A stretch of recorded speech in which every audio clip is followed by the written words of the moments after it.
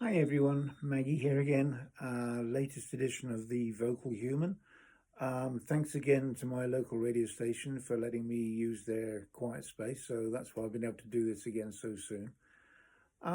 This time I wanted to talk about a few things that have been important to me growing up and ask some very important rhetorical questions concerning how we're going to deal with the time coming up. First thing that's important to me is I was always very much told that you have to respect the rule of law. You have to do the right thing. You have to stick by the rules. Now, we all have our different versions of that. So, some of us might take the occasional pencil from work or find ourselves speeding when we shouldn't be. So there's always an element of interpretation of laws, but basically, most people are they obey the laws of the land, and it's important that we do because an important part of a growing society is that you actually do stick to the rules, so that everybody knows where they stand. Also, when I was growing up, I was very much into history and particularly the history of the Second World War. And there were many, many stories of, daring escapes from prisoner of war camps and how they made their way across, occupied Europe to try and get to freedom. And part of that was obviously the role of the local resistance in being able to help the escapees stay free and away from the Axis powers and make their way to freedom at great risk to themselves. As I got older, I appreciated also that it wasn't just for escaped prisoners of war, but also it was a lot to do with harboring Jews who were trying to escape going to concentration camps. And the tales of heroism of just ordinary people are epic. I use that word advisedly. I hate the word being overused, but the tales of heroism for these people were epic because, like I said, it was at a great personal risk to themselves, never knowing whether they were going to be double-crossed or informed on, and for most of those people, it was the price was instant death. So I was born, and brought up with a lot of these stories, and just took it for granted, and just thought, well, great, that's a product of that time. And now here we are, and we find ourselves in another difficult time. And there have been a lot of parallels between now and 1930s and 40s Europe. And it occurred to me recently, and I thought to myself, when does it start that a resistance is formed and then resists not only against unpopular ideas and policies, but in fact resists against what it could be regarded as the law of the land? And there's no doubt that, in occupied Europe, what the resistance was doing was against what was the law in that land at the time.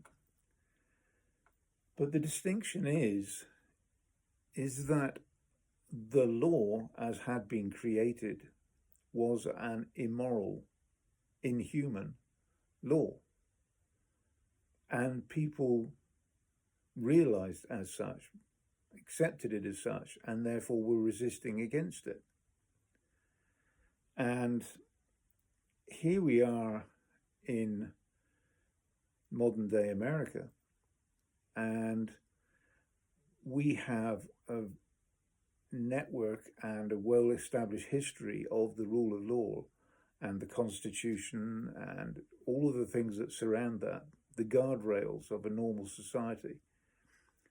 And rightly so, we have adhered to those and venerate them, respect them.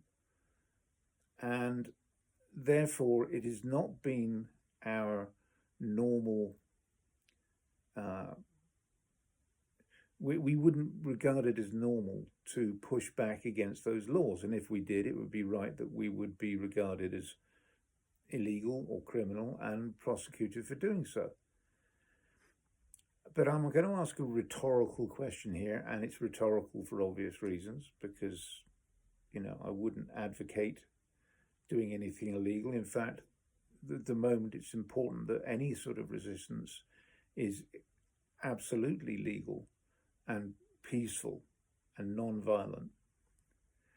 But the rhetorical question is, at what point do we accept or realize that the laws by which we are being forced to live are no longer effectively legal, or more to the point, moral or right? How many of the laws we're being forced to live by are in fact immoral and regarded by other societies as illegal? Put it very simply, and if you want to link it to, a faith or, Christian law or whatever, then fine, by all means do so. But one of the basic laws of any society is thou shalt not kill. You don't murder people. You don't, impinge on someone's safety and security and the right to be who they want to be. That is a golden law, if you like, and rightly should be upheld for, very strongly by everybody. But what happens if suddenly there are laws on the books in the land in which you live that says, under, the circumstances that we say is fine, it's perfectly okay for you to go out and kill people? Like, the fictional idea of the purge, where one day a year you can basically, all laws are suspended and you can just go out and kill whoever you like, and there will be no cost or comeback for that. That is clearly wrong. It is clearly immoral. It is clearly inhuman. So when do we get to a point where the laws that are now being created, and even if they're not laws, if they're just policies that are being forced through without proper ratification by the places like Congress or other parties, what if all these rules that are you're being forced to live by are clearly inhuman and immoral and effectively wrong? When do you start saying, in fact, it's the right thing to do to resist against an immoral law? I don't think we're there yet. But like I said, this is a rhetorical question at the moment. When do we get to the point where we have to ask those questions and in fact then not live by another code, that would be wrong, but find a way of holding on to our code, which is in opposition to what is now the official code? I don't know.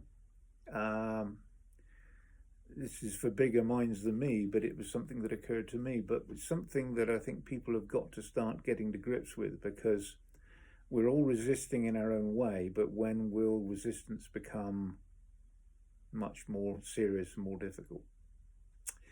Anyway, that's enough for now. Think about that. If you want to comment, please do. If you like, please like, subscribe.